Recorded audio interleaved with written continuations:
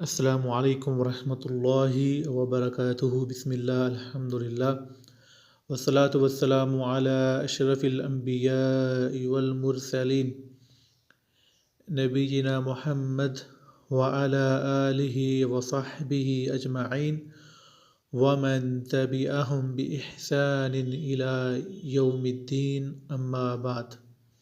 دین اسلام کا خلاصہ، اور آج اس میں سے ہمارا 7واں بیان ہے، اور آج کے بیان کا عنوان ہے رسول اور نبی میں فرق۔ یہ دو لفظ ہیں، رسول اور نبی، اور ان دونوں میں فرق ہے۔ رسول وہ ہوتا ہے یا وہ ہوتے تھے کہ جن کو اللہ تعالیٰ نئے شرعی احکامات دے کر بھیجتے تھے، نئے دین کے ساتھ۔ آسمانی جو ہے صحیفہ یا جو ہے آسمان سے ان پہ جو ہے کتاب نازل ہوتی تھی، اور پھر ان کو جو ہے آگے تبلیغ کرنے کا حکم ہوتا تھا۔ اور نبی کون تھے یا نبی کس سے جو ہے کہتے ہیں کہ جو اپنے سے پہلے والے جو تھے رسول، انہی کی بات کو فالو کرے، انہی کی بات پہ عمل کرے، جبکہ اس کو جو ہے آگے تبلیغ کرنے کا حکم نہیں ہوتا تھا۔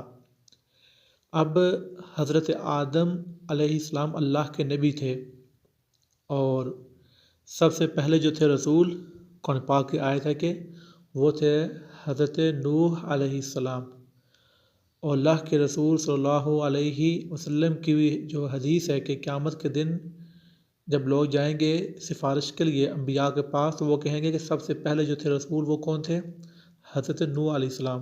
اور کہیں گے کہ اے نوح، آپ اللہ کے پہلے تھے رسول، آپ جو ہے اللہ کے ہاں ہماری سفارش کریں۔